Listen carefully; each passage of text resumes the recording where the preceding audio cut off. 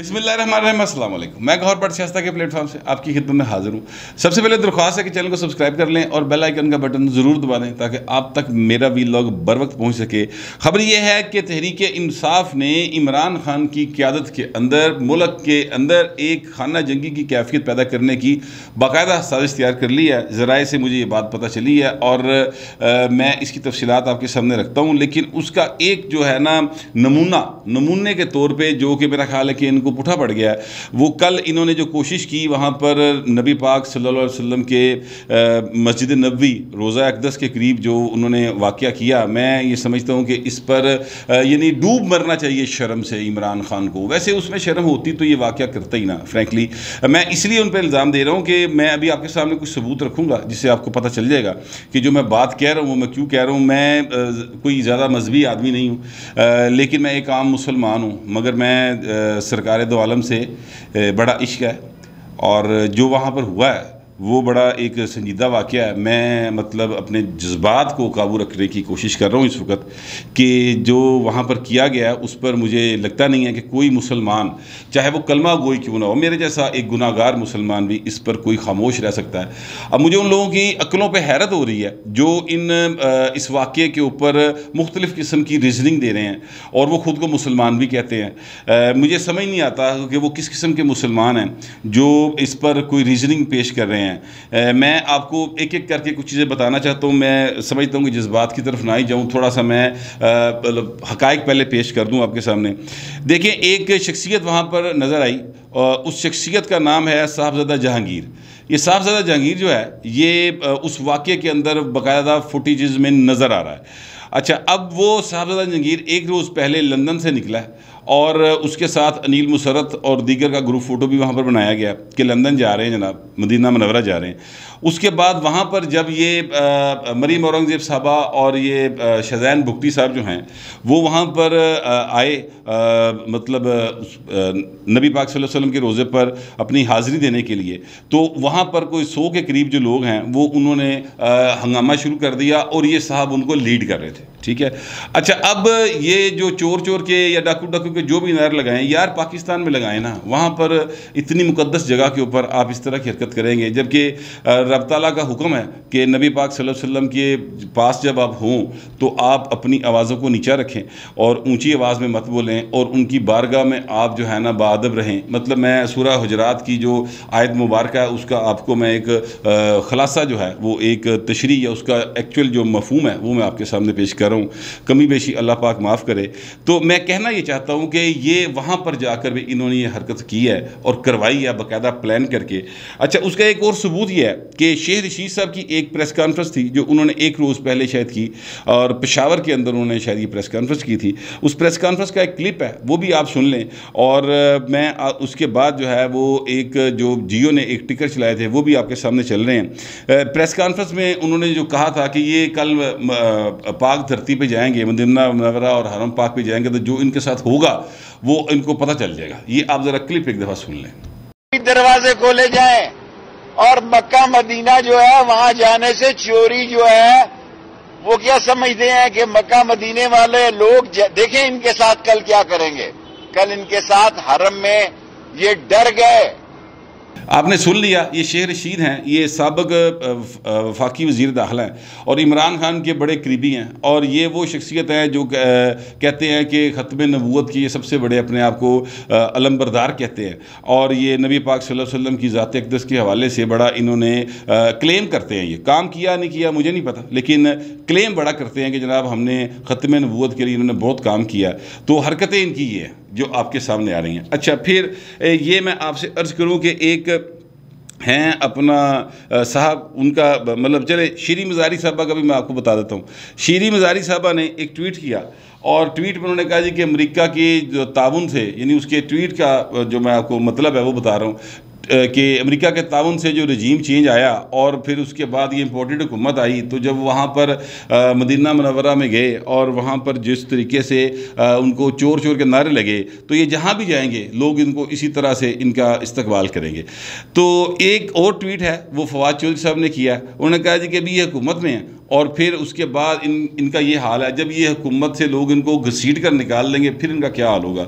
शहबाज गिल साहब जो हैं वो भी तंजन ये सारी बातें कर रहे हैं। अब आप इस बात से अंदाज़ा लगा लें कि किस कदर घटिया और गलाजत में घिरे हुए दिमाग हैं वो, जिन्होंने इस मुकद्दस तरीन मुकाम के ऊपर ये बेहूदगी है वो प्लान की होगी और जिन्होंने यहाँ वहाँ पर ये काम करवाया। अब वो जो लोग थे वो वहाँ पर पकड़े गए हैं और मुझे नहीं पता कि साहबजादा जहांगीर पकड़े गए हैं कि नहीं कि पकड़े गए, लेकिन सऊदी हुकूमत को इनको ज़रूर पकड़ लेना चाहिए क्योंकि ये प्लान कर रहे थे। अनील मुसर्रत साहब की फाइनेंसिंग है इसमें, जो मेरे ज़राए बता रहे हैं, और साहबजादा जहांगीर जो है वो इसमें इन्वॉल्व है।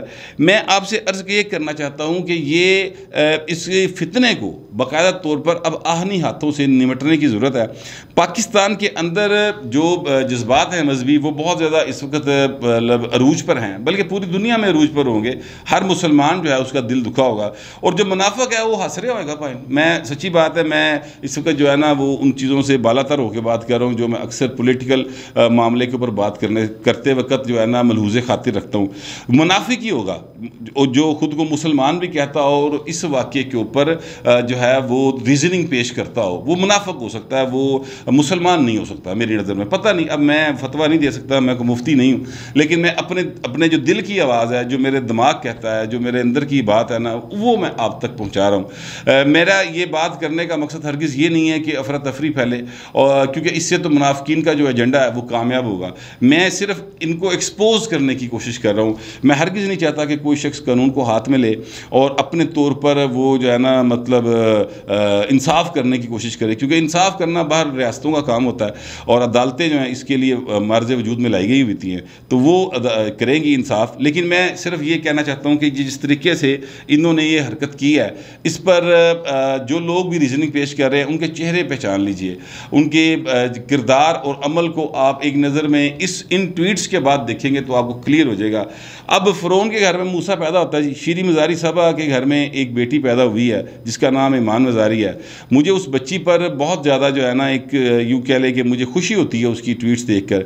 उन्होंने एक ट्वीट किया है और जो ट्वीट उन्होंने किया है वो भी आपके सामने इस वक्त चल रहा है, जिसमें उन्होंने कहा है कि ये इमरान खान ने अपना जो दौर है वो मदीना की रियासत का नाम लेते हुए गुजारा है और हरकतें उनकी ये हैं। मतलब मैं उनके सारे जो है ना ट्वीट्स इसलिए बाकायदा नहीं पढ़ रहा कि आपको, क्योंकि ट्वीट सामने चल रहे हैं और आप लोगों ने पढ़े भी होंगे। मैं कहना ये चाहता हूँ कि ये जिस तरीके के साथ इन्होंने पाकिस्तान के इमेज को नुकसान पहुँचाया, जिस तरीके से इन्होंने उस मुकद्दस तरीन दुनिया के अंदर दो जगह जो हैं, दो जगह वो हर मुसलमान के लिए सबसे मुकद्दस, एक हरम पाक है और दूसरा रोज़ा रसूल है। इसके बाद है जो कुछ है, इससे आगे कुछ नहीं है। ये मैं आपको अर्ज़ कर दूं, जो शख्सियत भी, जो इंसान भी इन दो मुकामात किया तकद्दस नहीं मलहूज़े खातिर रखता, वो कुछ भी और हो सकता है, वो मुसलमान नहीं हो सकता, वो ईमान वाला नहीं हो सकता मुसलमानों के अकीदे के मुताबिक। तो मैं तो समझता हूँ कि आप मंदिरों की भी आपको इजाज़त नहीं है किसी को कि वो मंदिर की बेहुरमती करे, किसी को इजाज़त नहीं है कि वो जो है ईसाइयों की इबादत का उसकी बेहुरमती करे, यहूदियों की इबादत को की जो है वो बेहुरमती करे। तो इत्थे मुसलमाना ने मुसलमाना दी सब तो मुकद्दस जगह के उत्ते यह हरकत की है, और वो भी पाकिस्तानी सारे के सारे। यार आप ये ज़रा सोचें कि इससे पाकिस्तान का और पाकिस्तानियों का क्या एक इमेज पूरी दुनिया के अंदर गया होगा।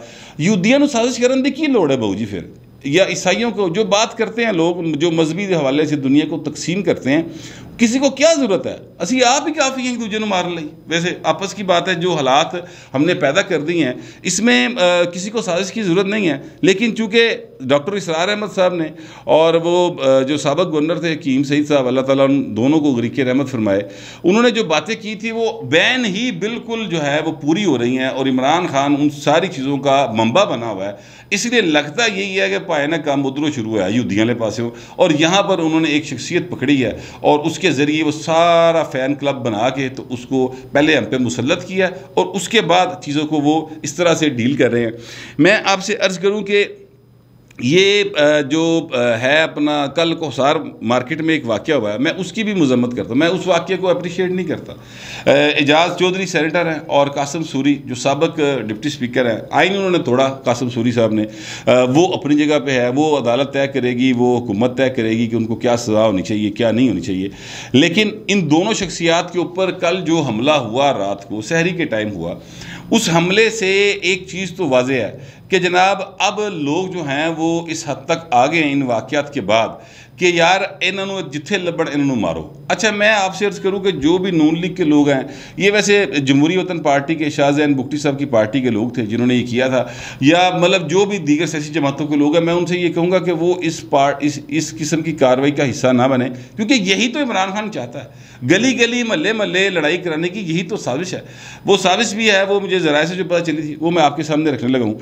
उसमें उन्होंने कहा, उसमें यह तय किया गया कि पाकिस्तान की गली गली महल्ले महल्ले में जो भी नून लीग के लोग हैं और जो इस हुकूमत से रिलेटेड पीपल्स पार्टी के लोग हैं, उनको मुख्तलिफ रेस्टोरेंट्स पे, पब्लिक प्लेसेस पर, उनके घरों के बाहर, उनको फैमिली के साथ जब वो जा रहे हों तो एक जत्था बना के उनको हूट किया जाए, उन पर तशद्दुद किया जाए, उनको चोर चोर डाकू डाकू के नारे लगाए जाए।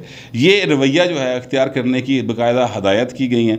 और ये जो सारे मैंने आपको उससे पहले सबूत बताए, शेर रशीद साहब, फवाद चौधरी साहब, ये शहबाज गिल साहब, ऐसे इन्होंने साहब हूँ कहने तो दिल नहीं करता, लेकिन तरबियत ऐसी है से निकल जाता है।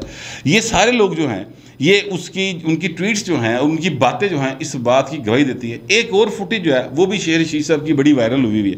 वो 4-5 लोगों के साथ बैठे हैं और 4-5 लोग जो हैं वो उनमें से एक जिनकी दाढ़ी है वो कह रहे हैं कि हमने तो कह दिया कि जनाब कोई गल नहीं, इन्होंने छड़ना नहीं, असी फड़ लैन तो फड़ लैन, कोई गल नहीं, कोई फिक्र की गल नहीं, दसो कितने कितने की करना है। इस तरह की बात वो कर रहे हैं।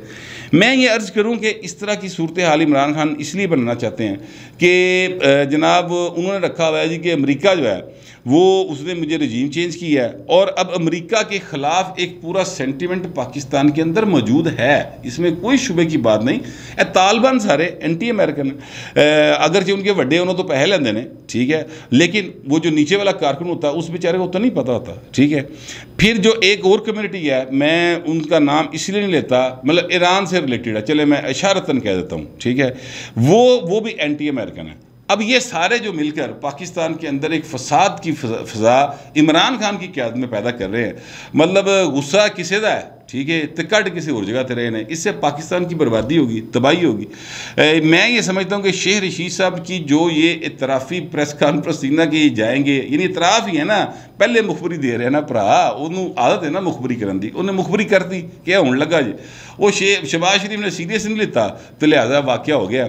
तो मैं आपसे अर्ज़ करूँ कि ये जो सारा वाक़या है इस पर शेर रशीद से इन्वेस्टिगेशन शुरू होनी चाहिए और फिर उसके बाद बाकी लोगों को भी पकड़ना चाहिए, उनसे इन्वेस्टिगेट किया जाना चाहिए। गिरफ्तार बेशक ना करें लेकिन उनसे इन्वेस्टिगेट तो करें, पता चल जाएगा कि सारा मामला कहाँ से शुरू हुआ और ये नील मुसर्रत की कहानी क्या है। एक और साहब है, वो रहीक अब्बासी उनका नाम है, वो लंदन में बैठे हुए हैं और लंदन में बैठकर वो जिस किस्म की वाहियात ट्वीट्स कर रहे हैं और जिस किस्म की वो बातें कर रहे हैं, यार आप यकीन करें कि मतलब वो भी मुखबरी कर बैठे थे कि जनाब इनके साथ मदीना में क्या होगा और हरम पाक में क्या होगा, वो भी वो ट्वीट जो है वो आपके सामने चल रही है। तो ये इतने सारे सबूत है। राणा सनाउल्लाह साहब केड़ी गल दा इंतजार कर रहे हो, केड़ी तुसी मोरालिटी च पे हो। कानून है, कानून के मुताबिक आप इनको मतलब गिरफ्तार करें या इनके खिलाफ कार्रवाई शुरू करें, कितने हाथ रोको इससे पहले कि गली गली महल्ले महल्ले लड़ाई फैल जाए। अब ये तो हो नहीं सकता कि नून लीग के लोग जो हैं उन्होंने चूड़ियाँ तो पाइयाँ कोई नहीं हुई। अच्छा, फिर उन्होंने ये भी जो तय हुआ है उसके अंदर मैं आपको ये बता दूँ, जो बनी गाला की ज़राए मतलब वहाँ से जो खबर मुझे तक पहुँची कि जो सहाफ़ी इनके ख़िलाफ़ या जो उनका अपना एक मतमा नज़र है, जो आइन के साथ खड़े हैं सहाफ़ी, जो अदलिया का और चीफ जस्टिस के ख़िलाफ़ चलाई जाने वाली मुहिम को की मजम्मत करते हैं, जो इमरान खान के इस किस्म के इक़दामात की मजम्मत करते हैं, जो कहते हैं कि आइन को बालादस्त रखें और उस पर अमल करें, जो कहते हैं कि चीफ़ ऑफ आर्मी स्टाफ ने जब ये फ़ैसला कर लिया है कि वो ए पोलिटिकल रहेंगे यानी गैर सियासी रहेंगे, तो इस अमल की जो अप्रिशिएट करते हैं, जो उनके ख़िलाफ़ बाकायदा तौर पर उनको भी ह्यूमिलेट करने का जो है ना अहकामात इमरान खान की जानिब से उस मीटिंग में दिए गए। तो ये इस सारे प्लान का हिस्सा है। इब्तदा वहाँ से की गई है और पहली घड़ी से पहला फा उत्थे फड़े गए ने। वहाँ पर सऊदी गवर्नमेंट ने कोई बंदे पकड़े भी हैं और उनको को 60,000 रियाल जो है वो पर पर्सन जुर्माना किया, 5 साल की कैद है, उसके बाद सारी ज़िंदगी के लिए वो सऊदी अरब की हदूद में दाखिल नहीं हो सकेंगे। ये उन्होंने फैसला किया। लेकिन मैं कहता हूँ कि दैट इज़ नॉट इनफ। जो कॉन्स्पिरेटर है ना वो पाकिस्तान में या इंग्लैंड में बैठे हुए, उनके खिलाफ जाए, क्योंकि वो तो फितना है ना, वो फितना फैलाने से बाज नहीं आएंगे। तो उनके खिलाफ कार्रवाई होनी चाहिए। जब तक आप जहाँ से ये मतलब बाकायदा तौर पर गंद जो है ना वो निकल रहा है ना, जब तक आप उसको गटर को बंद नहीं करेंगे ना, तब तक गंद माशरे में फैलता जाएगा। मैं ये ईमानदारी से समझता हूँ। मैं किसी के मतलब आज मेरे अल्फाज जो है ना वो मुझे बहुत ज़्यादा संभाल के इस्तेमाल करने पड़े हैं, फिर भी मैं कुछ सख्त अल्फाज कह गया हूँ। मैं इस तरह के लफ्ज़ बोलता नहीं, लेकिन मैं क्या करूँ, मैं मेरे अंदर जो है ना वो एक लावा है जो उबल रहा है और मैं अपने आप को रोक रहा हूँ। मैं आपसे अर्ज़ करूँ कि ये एक मजहबी मामला जो है वो बन गया है और इसको सियासी मामला रहना चाहिए था, लेकिन ये मजहबी मामला बन गया है। शाहजैन बुगटी साहब की तारीफ़ ना करना ज़्यादती होगी। उन्होंने जिस तरह मरीम औरंगज़ेब साहबा को डिफेंड किया वहाँ पर, जिस तरह से वो उनके आगे ढाल बन के खड़े हो गए जब लोग उनकी तरफ बढ़े थे, मैं उनकी तारीफ़ करता हूँ। एक मर्द को इसी तरह से एक्ट करना चाहिए।